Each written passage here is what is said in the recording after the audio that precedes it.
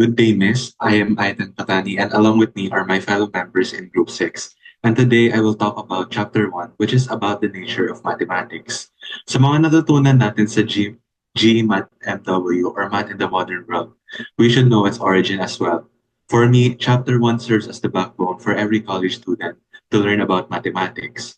Although we discussed basic concepts in high school, Chapter 1 shows that there are more concepts that we should learn.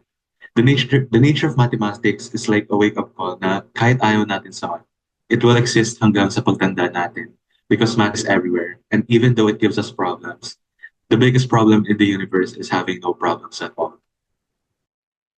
Now let's move on. I'm Jasmin Joy N, and today I will be talking about Chapter 2, which focuses on consumer mathematics.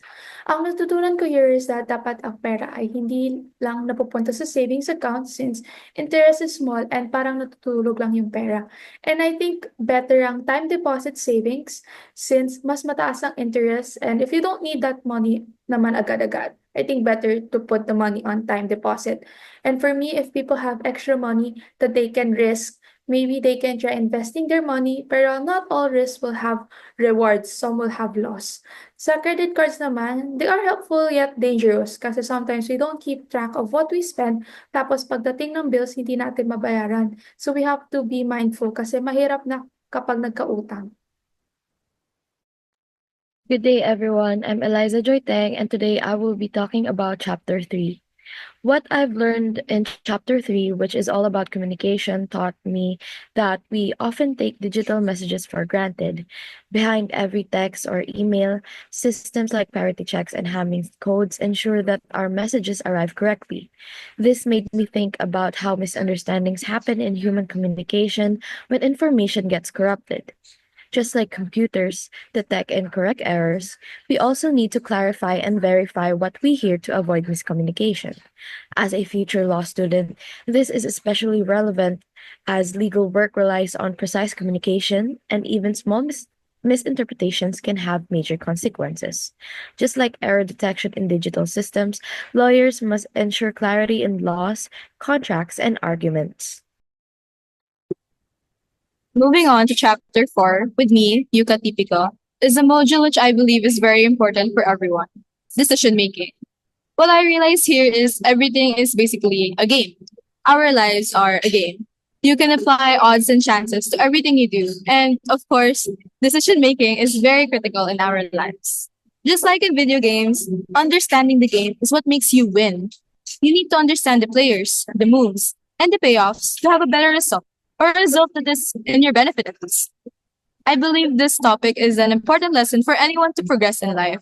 When we apply this, we are able to, better understand your own and other people's decisions and actions to feel mentally better at least. As a new voter, especially in the upcoming elections, it is important for us to understand and to know the payoffs of each senatorial candidate so that we can make a good decision if it is not the best one out there. Understanding the game is what makes us win. When we understand who we vote for and what we'll get from them, our country, our people wins. Now for Chapter 5 on linear programming. This lesson for me taught that the value of optimization, making the best use of limited resources.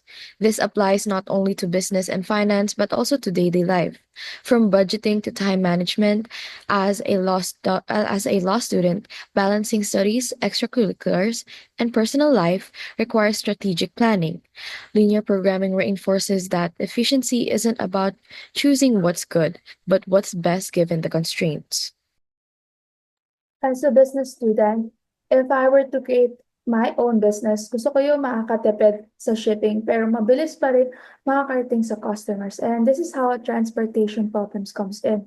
Para hanapin ang best route at the lowest cost. Even if commuters would want the fastest way to get somewhere yet mura since Filipino loves to be matipid. As a business finance student, once I am in the field, it is important for me to have the abilities to determine what is the best move to make that would be the least riskiest and at the same time the most profitable in order for me to reach my goals and the company's goals. And as a communication arts student, assignment problems are a great way to show how we communicate with each other. Every time you send a message, we're essentially assigning different elements to different roles. For example, kailangan natin mag-decide on what words to use, what tone to take, what images to include, and how to structure our message. Parang sa isang traditional assignment problem, we want to make sure that each element is assigned to the role that best suits it.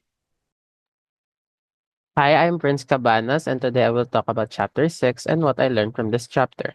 Since I am a finance student aiming to work in a finance related job, arming myself with the knowledge and background of the Fibonacci sequence and the golden ratio would be helpful when it comes to understanding potential market patterns or when I am allocating assets that would minimize the risk and at the same time maximize returns. Fractals are also important since they could help in understanding or at least predicting future market patterns, since the market is very volatile and sometimes also follows a pattern. Lastly, patterns and isometries can be very helpful to me when it comes to understanding and identifying patterns in the financial data, which can be crucial when it comes to forecasting and understanding the risk involved. Overall, this chapter is significant to me as this can help me develop very significant and important skills such as analytical skills, better understanding of market dynamics, improved problem solving skills, and more that would come useful in my career as a finance major. Thank you everyone for listening.